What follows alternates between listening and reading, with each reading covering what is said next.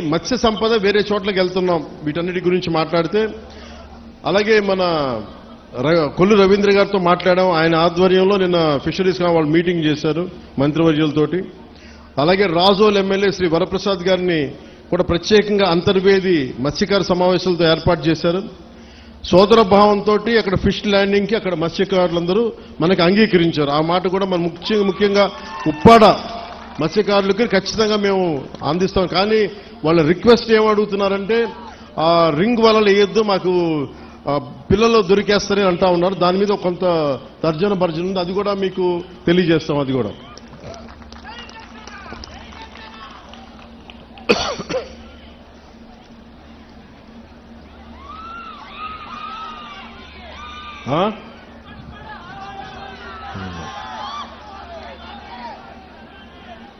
అలాగే పొల్యూషన్కి సంబంధించి కొంచెం డీటెయిల్గా మాట్లాడతాను మీతో. అసలు వాతావరణ కాలుష్యం అనేది ఇది చాలా ఇబ్బందికరమైనది అయిపోయింది. ముఖ్యంగా పరిశ్రమల వల్ల నుంచి వచ్చే విడుదలయ్యే రసాయనాలు కానీ, వాయు కాలుష్యం కానీ, శబ్ద కాలుష్యం కానీ, లేదంటే మనకి నీటి కాలుష్యం కానీ, దానికి సంబంధమైన ప్రతి కాలుష్యం కూడా చాలా ఇబ్బంది పెడతా ఉంది. సో నేనేం మాట్లాడానంటే మత్స్యకార సంఘాల దగ్గర నుంచి, నాయకుల దగ్గర నుంచి, మన మూలాపేటలో కానీ వీళ్ళుండే ఎన్జిఓలు అందరూ కూడా మాట్లాడుతూ ఉంటే, అందరూ మన మత్స్యకార కులాల నుంచి వచ్చిన వాళ్ళు మాట్లాడుతుంటే నాకు ఒకటే తెలియజేశారు, మేము పరిశ్రమలకి మేము వ్యతిరేకం కాదు, పరిశ్రమలు రావాలి, కానీ అది మా జీవనోపాధిని దెబ్బతీయకూడదు. ఇది నాకు ప్రత్యేకంగా తెలియజేశారు. సో దాన్ని దృష్టిలో పెట్టుకునే ఇక్కడున్న మన పిఠాపురం, ఈ ఉప్పాడ కొత్తపల్లి ప్రాంతం ప్రజలతో పాటు రాష్ట్ర ప్రజలకు కూడా నేను ఒకటే తెలియజేస్తా ఉన్నాను. ముఖ్యంగా నేను ఎన్విరాన్మెంట్ మినిస్ట్రీగా నేను బాధ్యత తీసుకున్న, pollution control board, PCB, environment బాధ్యత తీసుకున్న తర్వాత, ఫారెస్ట్ బోర్డు బాధ్యత తీసుకున్న తర్వాత ఎక్కడా కూడా పెట్టుబడులు రావాలి, పరిశ్రమల్ని భయపెట్టకూడదు గత ప్రభుత్వం లాగా అని చెప్పి చాలా జాగ్రత్తగా సంయమనంతో తెలియజేస్తా ఉన్నాం. సరే, వాళ్ళ తప్పులు ఏదైనా ఉంటే సరిదిద్దుకునేలాగే ఒక ప్రయత్నం చేస్తా ఉన్నాం. సో నేనేమడిగానంటే, ముందు మీకు కొంత అవగాహన రావాలి కాబట్టి పరిశ్రమలు కనుక లేకపోతే మనం ముందుకు తీసుకెళ్లేం అభివృద్ధిని. అసలు మనం ఏది పరిశ్రమలు రాకూడదంటే ఉపాధి అవకాశాలు కూడా రాలేవు. అందుకని ఖచ్చితంగా పరిశ్రమల్ని, నాకు ఒక సంతోషకరమైనది ఏమనిపించిందంటే, మన మత్స్యకార సోదరులు ఎవరు కూడా పరిశ్రమలు మేము వ్యతిరేకించట్లేదు, కానీ పరిశ్రమల ద్వారా వచ్చే కాలుష్యం మటుకు మమ్మల్ని ఇబ్బంది పెడుతుంది, దాని మీద మీరు ఖచ్చితంగా చర్యలు తీసుకోండి. సో నేను మీకు తెలియజేసుకుంటుంది ఏంటంటే, ఇప్పుడు ఉదాహరణకి మన ఆక్వాకల్చర్ ఉంది రాష్ట్రం మొత్తం మీద.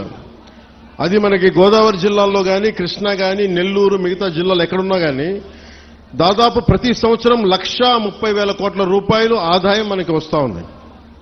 దాంతోపాటు ఎక్స్పోర్ట్స్ 3,60,000 మత్స్య సంపదని మన రొయ్యలు కావచ్చు, చేపలు కావచ్చు ఎక్స్పోర్ట్ చేస్తే దాదాపు మనకి 1,30,000 కోట్ల రూపాయలు మనకి ఆదాయంగా వస్తుంది, రాష్ట్రానికి కావచ్చు, దేశానికి కావచ్చు.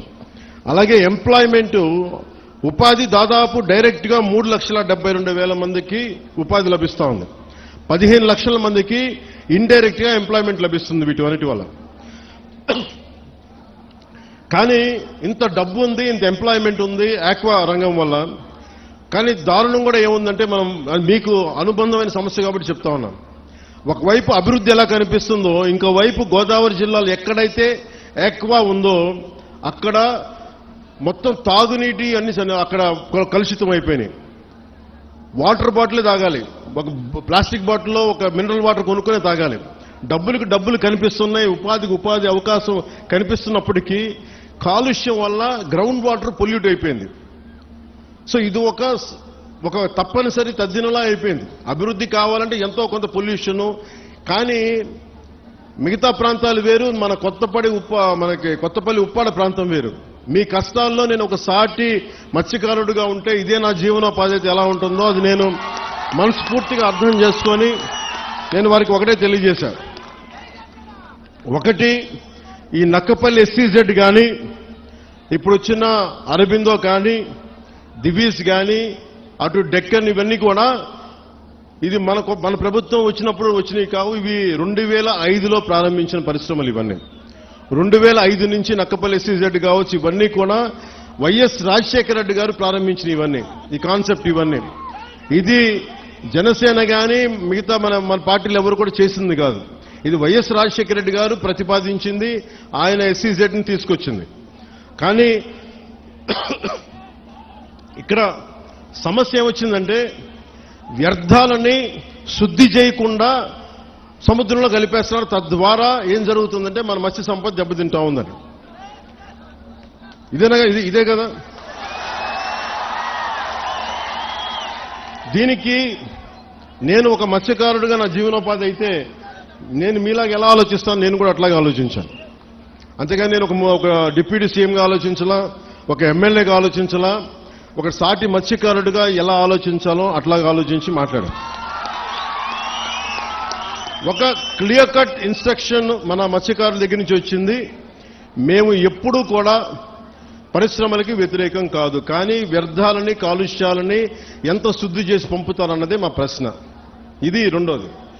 నేనేం చెప్పానంటే పారిశ్రామికవేత్తల్ని బెదిరించి ఎవరైనా సరే, గతంలో కూడా నేను ఏం మాట్లాడానంటే వైసీపీ నాయకులను కూడా లోపలికి రమ్మని చెప్పాం. ఇది కూటమి ప్రభుత్వం అయినప్పటికీ కూడా నేను ఒకటే అడిగాను, ఇది పవన్ కళ్యాణ్ పిఠాపురం నుంచి గెలవటంలో వచ్చిన సమస్య లేదంటే ఉన్న సమస్య అంటే ఇది ఎప్పటి నుంచో ఉన్న సమస్య అని చెప్పారు. నాకు ఆ భరోసా నాకు ఇచ్చారు. నేను సందేహించడానికి అడగల, శంకించడానికి అడగల, మన అసలు ఎలా వచ్చింది మూలం ప్రజలందరికీ తెలియజేయడానికి. సో నేను అన్నీ మాట్లాడితే ఖచ్చితంగా ఈ కాలుష్యం మీరు లేనిపోయిన అభాండాలు మత్స్యకారులు ఎవరు వేయరు, అది నేను అర్థం చేసుకోగలను. మనం మత్స్యకారులందరూ ఎలా ఉంటాం, కష్టపడతాం, ధైర్య సాహసాలతో సముద్రంలోకి వెళ్తాం, వేటపడతాం, చిన్నపాటి గొడవలు ఉంటాయి, కానీ కక్షలు కారుణ్యాలు పెట్టుకునే జాతులు కావు. మనం గొడవ పడతాం, వేటకెళ్లేవాడికి కోపం ఉంటుంది, వేటకెళ్లేవాడికి పౌరుషం ఉంటుంది. అంతేగాని మనం ఎవరిని కూర్చొని ఒకరి పొట్ట కొట్టాలనో ఇంకోట్లా అనుకునేది కాదు. కానీ మన పొట్ట కొడుతుంటే మనకి బాధ ఉంటుంది, మనకి ఆవేదన ఉంటుంది. నేను ఒకటే చెప్పా, సంఘాల నాయకులతో కూర్చొని మాట్లాడుతా అంటే వాళ్ళు ఒకటే చెప్పారు, మేము ఎన్ని చెప్పినా మీరొచ్చి కొత్తపల్లి ఉప్పాడలో మీరు పెడితే తప్ప ఈ మన యువత మాట వినరు, దయచేసి ఈ మాట చెప్పండి అంటే నేను సంఘాల నాయకులందరితో పాటు మత్స్యకారి పెద్దలందరితో పాటు చాలా మంది యువతను అడిగాను. దాదాపు 8-9 మంది యువతతోనే ప్రత్యేకించి అడిగాను. చెప్తే వాళ్ళు చాలా ప్రోగ్రెసివ్గా ఉన్నారు.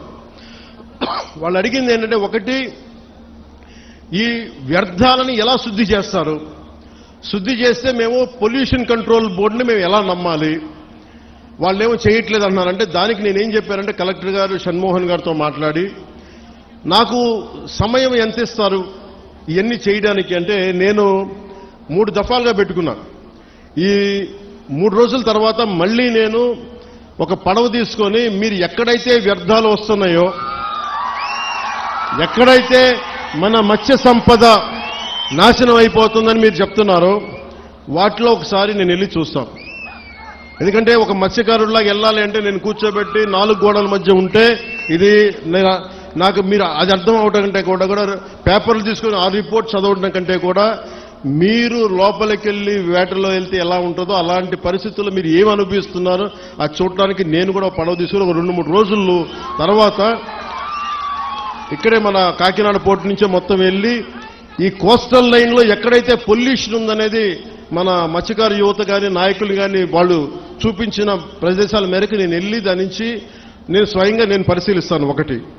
2, అసలు పొల్యూషన్ ఆడిట్ చేయమన్నాను.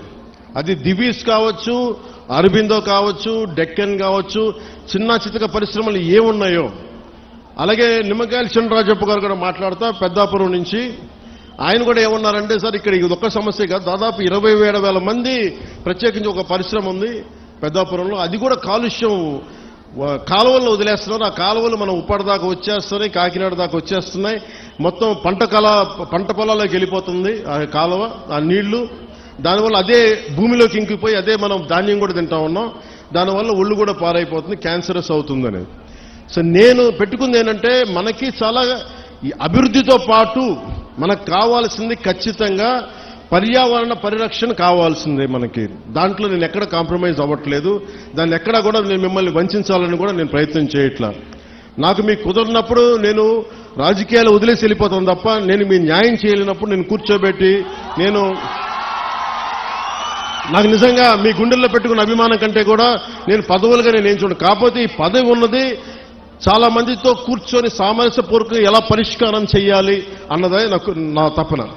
సో నేనేం చెప్పానంటే, ముఖ్యంగా నేను చెప్పింది ఏంటంటే, అసలు ఎంత పొల్యూషన్ జరుగుతుంది ఆ ఆడిట్ని ఒకసారి చేయమని చెప్పాం.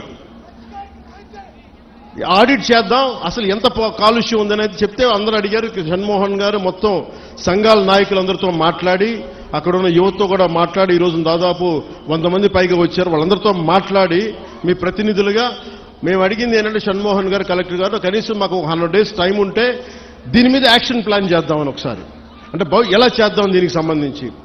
ఎందుకంటే మీరు బోట్లు దెబ్బతినకూడదు, మీకు మీ వేటకి ఇబ్బంది పడకూడదని దీనికి ఏం చేయాలంటే ఒక ప్రాపర్ యాక్షన్ ప్లాన్, ఒక 100 రోజుల సమయం అని అడిగాం. సో మిమ్మల్ని కూడా నేను ప్రతిపాదిస్తుంది, మిమ్మల్ని అభ్యర్థిస్తుంది, మీ అందరినీ వేడుకుంటుంది. మాకు కనీసం ఒక 100 రోజుల సమయం కనుక మీరు ఇస్తే దీనికి ఒక రోడ్ మ్యాప్, ఒక ప్లాన్ క్రియేట్ చేసి మీ ముందు పెట్టి మీ అందరి అనుమతితోటే మనకి ఉపాధి అవకాశాలు ఉంటూనే మనకి కాలుష్యాన్ని ఎలా నివారించాలి అన్న దాని మీద నా ప్రణాళికకి నాకు కనీసం ఒక 100 రోజుల సమయం కావాలి. ఆ 100 రోజుల సమయాన్ని మిమ్మల్ని ఇమ్మని నేను ఆర్థించడానికే నేను ఈరోజు మీ ముందుకు వచ్చాను. నాకు ఒక 3 నెలల నుంచి 100 రోజుల సమయం కావాలి. సో మీరు ఆ 100 రోజుల్లోపు నేను ఒక రోడ్ మ్యాప్, ఒక పరిష్కార మార్గం, అవసరమైతే దీన్ని క్యాబినెట్లో మాట్లాడతాం, లేదంటే అసెంబ్లీలో కూడా మాట్లాడి మీకు న్యాయం జరిగేలాగా నేను ముందుకు తీసుకెళ్తాను. మీ అందరికీ నేను మనస్ఫూర్తిగా నేను మీకు తెలియజేసుకున్నాను. సో నాకు 3 నెలల సమయం మిమ్మల్ని, ఇది ప్రజాస్వామ్యం, నేను 4 గోడల మధ్య కూర్చొని నేను అడగట్లా. నాకు ఒక 100 రోజుల సమయం కావాలి. ఏం చేద్దాం చెప్పండి, అవునా కాదా? 100 రోజులు సమయం ఇస్తున్నారా? నాకు ఇస్తున్నారా? 100 రోజులు సమయం ఇస్తున్నారా లేదా నాకు చెప్పాలి. అలా కుదరదు నాకు. ఎందుకు చెప్తా, మీరు 100 రోజుల సమయం ఇవ్వకపోతే, మీరు 100 రోజుల సమయం ప్రాక్టికల్గా మీరు ఆలోచించండి. 100 రోజుల సమయం ఇవ్వకపోతే, ఎందుకంటే రాత్రికి రాత్రి పొల్యూషన్ ఏం జరుగుతుందో మనం ఆడిట్ చేయడానికి కూడా చాలా టైం పడుతుంది. ఆడిట్ చేసిన తర్వాత వ్యర్థాలు ఉన్నాయి అంటే వీళ్ళకి ఎందువల్ల వ్యర్థాలను విడుదల చేస్తున్నారు. ఎందుకంటే మీరు 4 రోజులు ధర్నా చేస్తే 5వ రోజు పరిష్కారం నిజంగా రాదు. ఎందుకంటే దీని వెనక చాలా ఉన్నాయి పరిశ్రమలు.